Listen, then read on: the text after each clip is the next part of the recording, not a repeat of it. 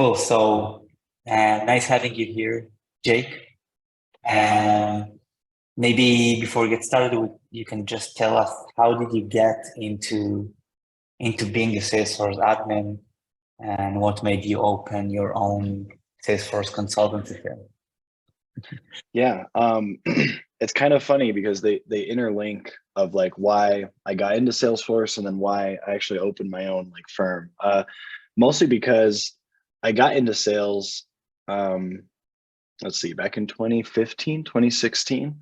And, obviously just was onboarded, taught the CRM as like a sales development rep. Um, Kind of figured out that a lot of sales is being organized and making sure you can follow up with people and then remember what you talked about when you're following up with them. Um, and yeah, we were just so I was at a really small startup. We were like, I don't know, 15, 20 people at the time. And someone bought Salesforce. They were like, oh no, we have to pay money to set this up. Like it doesn't just set up automatically. And they got a big quote for it. And I was like, well, I can take a stab at it. Let me just poke around on YouTube and see what's out there. And this was like, I didn't know Trailblazer existed or Trailhead or anything. So I was like, what is this? I was talking to my dad on the phone, and I was also going to school at the time. And my dad was just telling me like, hey, quite honestly, like there's not really like college for Salesforce, you know what I mean? But he was like, you should go out and see like what's available, to learn. Because he went to school for, I believe it was accounting, and just ended up being a Oracle finance architect for most of his career. And he was like, yeah, I learned accounting, which was helpful, but like, I wish I could have learned like Oracle stuff, you know what I mean? And so like, all right. So I just started studying, they let me at work, obviously stand up Salesforce and do a couple basic integrations for like our dialer so we could reach out to people and stuff like that. And yeah, I was like, oh, that was easy. Like I don't know why people kind of they think all this big data is there and they just like, it's too much. Like they don't try and think through it. But so I set it up there, and then the company did very well, not because of the CRM. They were a good company, great product, great leadership. And so they grew to, a couple hundred people, but a couple hundred people using Salesforce, they're all like, oh, Jake, what about this? What about that? And then I moved on to my next sales job, and I just kept having people reach out to me from past roles like, hey, can you help me? Like, hey, I just started at this new company and their Salesforce is terrible. Like, can you help me poke around? And then it was like I'm trying to be a full-time Salesforce admin on my own. And then all these people from like my past experiences and roles just keep asking for help. And I was like, you know what, there's enough help that I can offer. So we might as well just go all in and, be able to, step in and actually provide solutions instead of just being like, well, this is what I think you could go ask your admin, and that's what I'd leave them with. And they were like, that's really helpful, but like, I need that to be done. So kind of how I got into it, but it's been exciting. Cool. So it seems like you've opened your consultancy firm based on self-experience and natural demand. So you've actually been like sort of Salesforce admin in-house before, so, and how important do you think it is to have an in-house Salesforce admin in your organization? I think it is absolutely, well, I think it's very, very crucial if leadership or, stakeholders, decision makers at that company, if they care about kind of like analytics, if they care about like, performance, reporting, organization, then it's extremely crucial. You know what I mean? Like they would need that person to be the owner, the manager, the SME, the subject matter expert. Like they, because they're doing all this business stuff, customer success people, they take care of customers. Sales is just finding new ones. Like the CRM or Salesforce admin, they're the ones that are going to like make sure the data makes sense. And then when someone pulls up a report and they're like, what does this mean? They're the ones that are able to kind of like translate that. And that's typically what I have seen in my past roles is like Salesforce admin or whoever that role is like typically kind of like a broker or like translator between like the sales and business and customer facing side of the house. And then also kind of like the, HR, sales ops, more administrator side of the house, and like being able to like bring those two together in a conversation to be able to like figure out like a good CRM solution for whatever they need. Cool. And what are the most urgent Salesforce challenges you're always facing in organizations that people always come to you with same problem?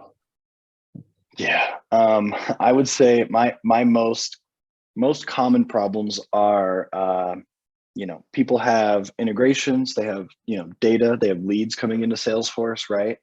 And a lot of times, Salesforce just being the CRM, right? Like it's just like a data warehouse pool, whatever you want to call it.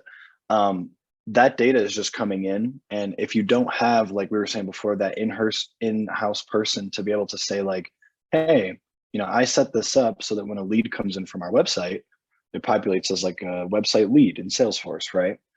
A lot of companies, the people that have set that up and structured it obviously move on, or they're a consultant and don't provide good documentation or whatever.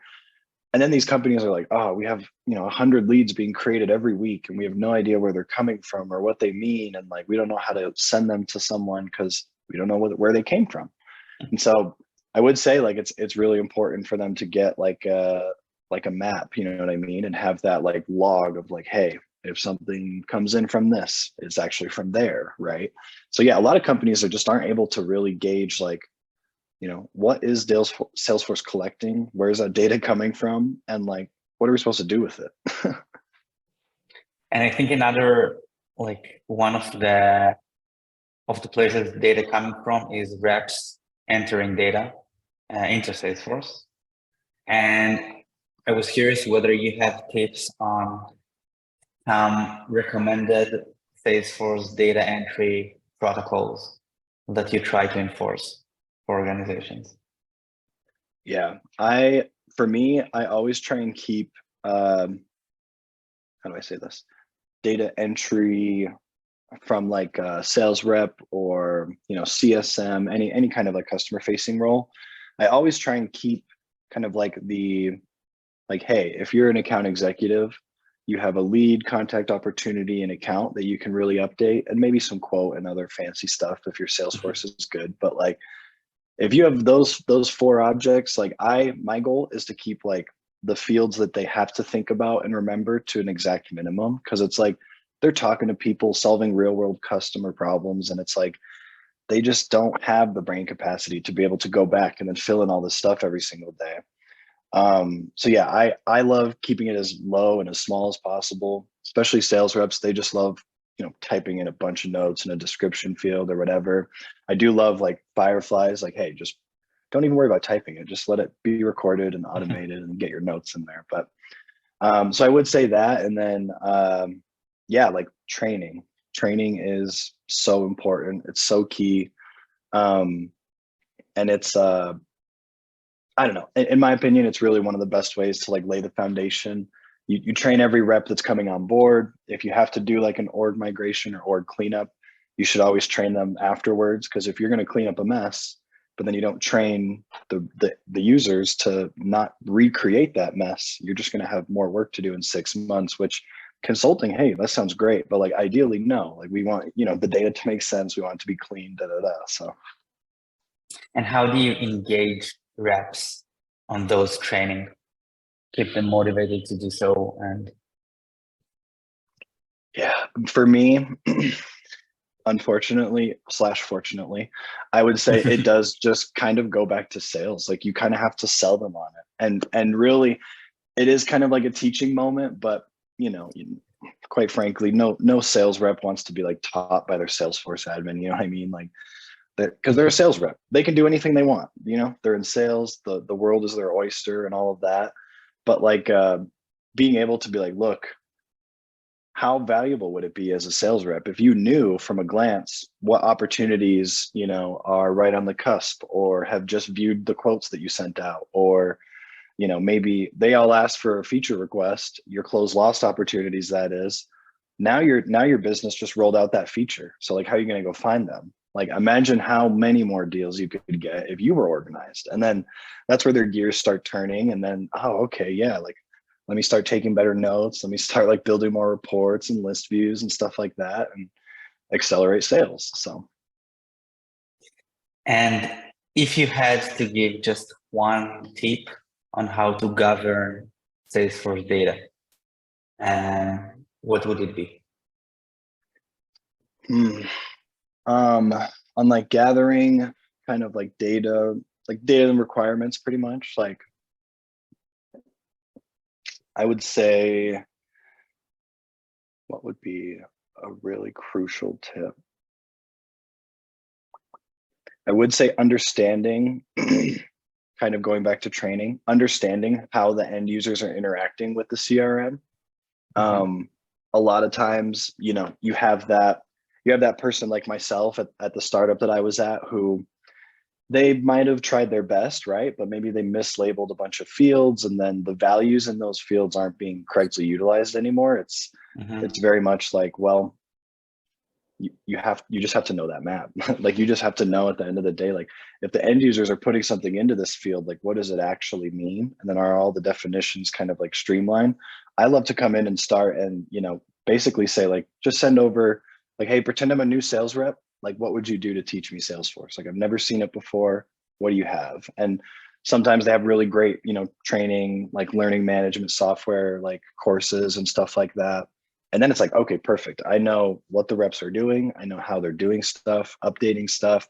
And then it's quick to jump in Salesforce, build reports, see what fields are populated, see what fields are being used. And yeah, I love, you know, just straight up going to closed won deals in Salesforce, and then kind of seeing like the commonalities between all of them. And then that for me is like, okay, great. If these aren't required, they probably could be, because they're always there. You know what I mean?